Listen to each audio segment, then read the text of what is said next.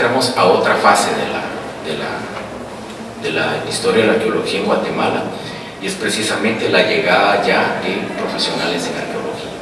Digamos, desde 1894, 92, más o menos, comienza ya una formación más universitaria y entrenamiento de arqueólogos. Ya existen maestrías, ya existen doctorados, entonces tenemos la llegada de varios investigadores a Guatemala ya formados en arqueología. Esta es una fotografía de la escuela de Nuevo México, que la lideraba Edward Hewitt. Aquí está.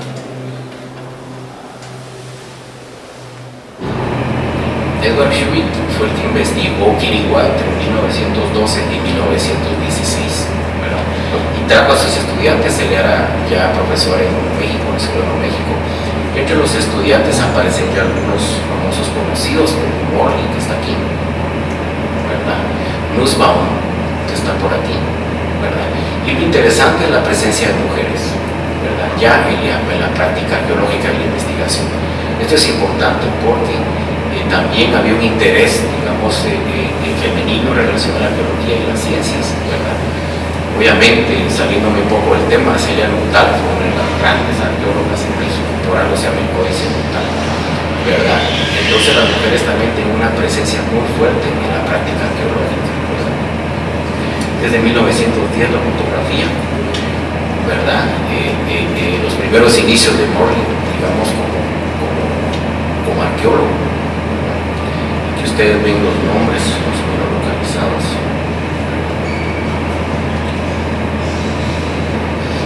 Tenemos una escena típica de campo, ¿verdad? Este es Sylvanus Morley, de alguna forma. Pero entonces la investigación arqueológica da un giro completamente más profesional. Ya no es el viajero, ya no es el explorador, ya no es el cronista, sino ya es directamente profesionales en arqueología trabajando. Obviamente aquí estamos hablando de arqueólogos extranjeros. Posteriormente entraré a la importancia de los arqueólogos guatemaltecos. Entonces tenemos una primera generación que ingresa al área, a las terciarias, Costa Sur, Tierras Altas y área maya, de investigación puramente arqueológica. Pero también en principios de siglo, nuevamente las instituciones tienen importancia. Muchos de ellos venían representados por universidades norteamericanas o museos, el Museo Peabody de Harvard, o el Museo de Historia Natural de Chicago, o el Museo Británico, ¿verdad? Carnegie Institution, que comienza precisamente en 1914. Entonces siempre la práctica arqueológica va a estar relacionada a instituciones, no solamente autores y obras desconectados, sino van a pertenecer también a instituciones que van a permitir el financiamiento y obviamente la importancia de infraestructura de publicación y divulgación de sus estudios. Entonces, esta es una fase, digamos, importante para la historia de la arqueología en Guatemala, la presencia de las instituciones en el siglo XX. Es una foto de 1916 tomada de Woodbury. Tenemos a Alfred Tosser, uno de los arqueólogos de Harvard, de Peabody. Este es Kidder, y este señor, la misma fotografía no aparece como reconocido, ¿verdad? Pero ya Kidder, estamos hablando de 1916, ¿verdad? La presencia de un arqueólogo profesional que venía trabajando desde 1906. Según me contaba la doctora Hatch en cierto momento, Kidder trabajó mucho investigación arqueológica en estructuras de adobe en Estados Unidos, pero que los indios pueblo. Y con Caminal Judío precisamente no tenemos basalto, no tenemos una serie de estructuras con un material más sólido, sino es precisamente hechas de adobe, que es que Kidder viene como un especialista en ese tipo de arqueología y trabaja precisamente en Caminal Judío. Una fotografía de Kidder y Morley, ¿verdad? También. O sea, era una generación de arqueólogos que también se conocían entre ellos, participaban en eventos, tenían relaciones, digamos, con los gobiernos en Guatemala en alguna medida para las autorizaciones, pero digamos el legado que nos van dejando es bastante importante como una arqueología profesional.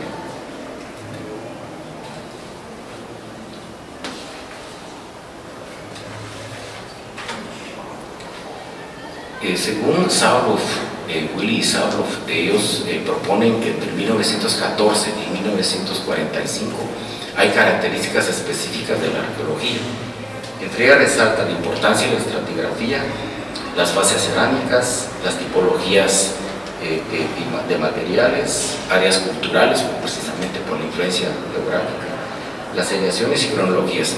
Es una fase donde se construyen este tipo de investigaciones y características, que son las cronologías, las tipologías, ¿verdad? Que es importante para definir un periodo no solo estratigráfico, sino también cronológico. Entonces es una época de las grandes construcciones de cronologías.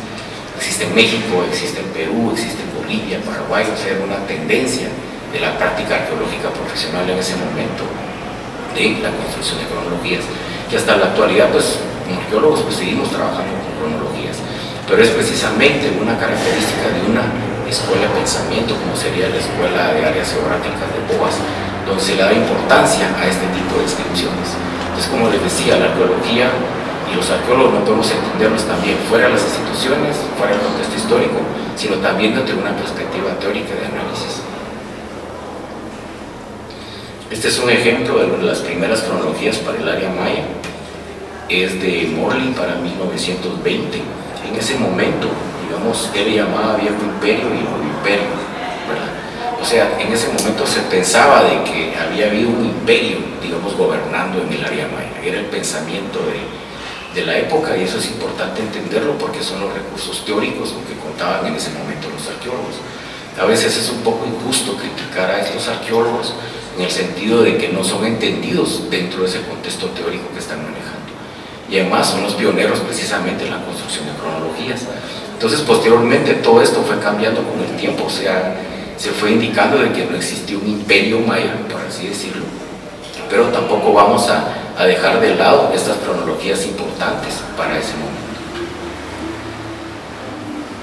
Esta es la traducción que hizo Villacorta del Viejo y Nuevo Imperio de Morley, una vez con una serie de características epigráficas de calendáricas, ¿verdad?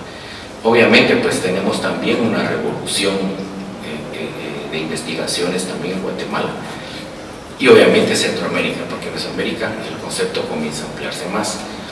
El concepto de Mesoamérica se le atribuye a Kirchhoff, geógrafo, pero en realidad una hipótesis que estoy manejando, que el concepto de Mesoamérica se manejaba ya desde el siglo XIX. Precisamente Sapper llama a Mittelamérica, que es Mesoamérica en alemán, ¿verdad? Entonces Kirchhoff lo que hizo fue darle un poco más, una cuestión más analítica, ¿verdad? Pero el concepto existía desde antes, ¿verdad? El concepto de Kirchhoff aparece hasta 1943.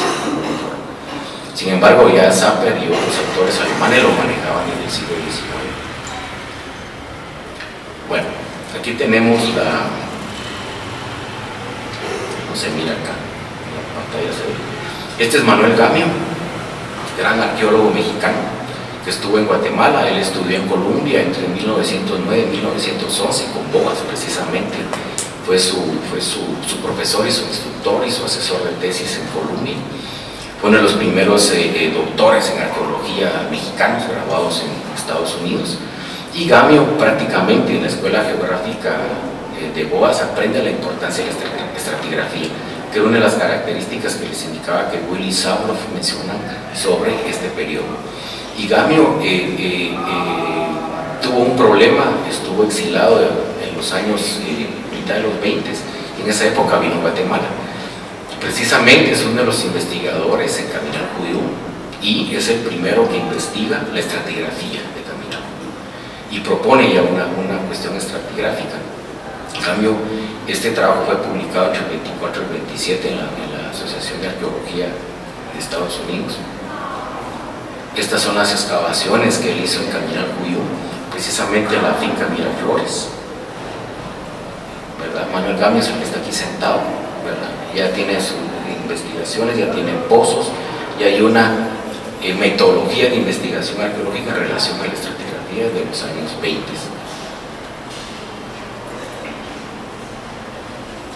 Y estas no se ve bien, pero digamos aquí están todas las descripciones estratigráficas en ese momento para el Valle de Guatemala en la finca Miraflores.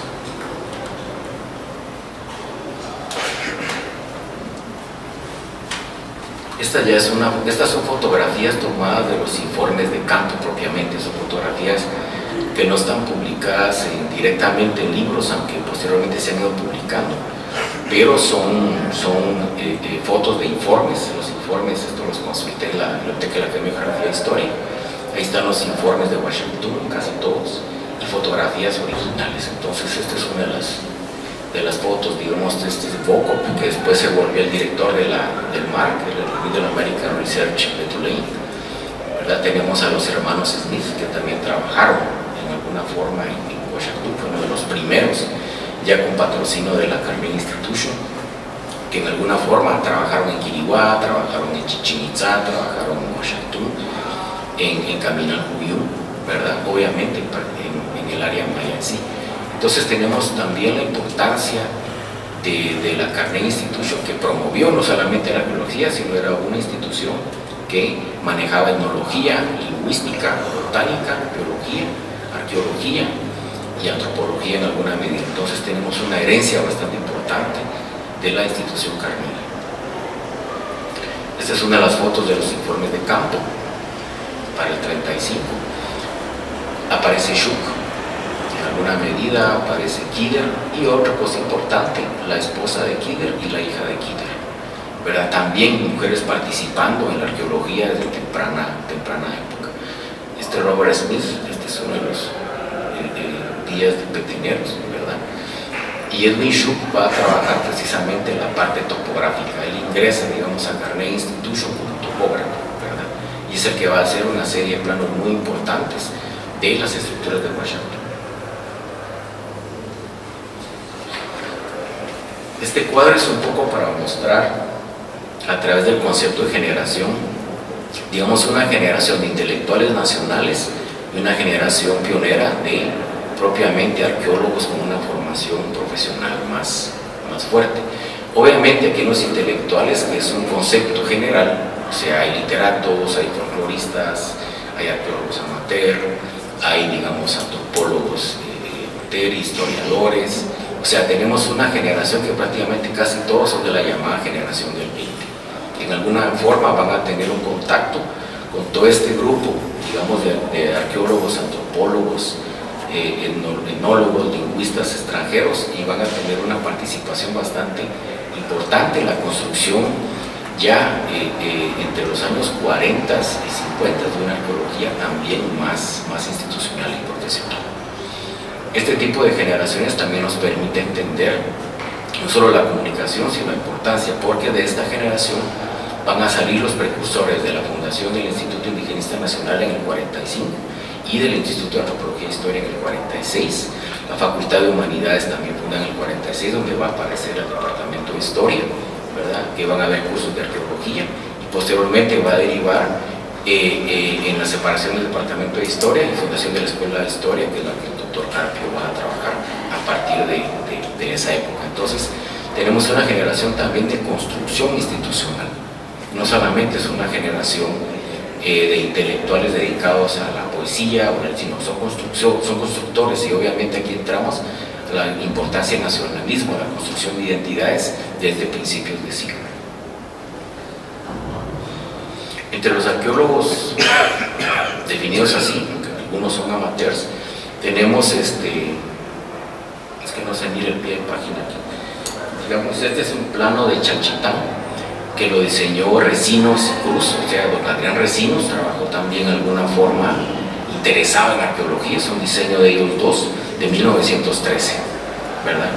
Entonces son referencias bastante importantes que muchas veces no son conocidas, ¿verdad? O sea que existía paralelamente una arqueología más profesional extranjera, también una arqueología que se estaba iniciando en alguna forma con interesados en el tema. Este es uno de los mapas que hizo Moll y que lo cita Recinos y Cruz en su artículo de 1913, ¿verdad? La importancia del sitio de Tatlán también.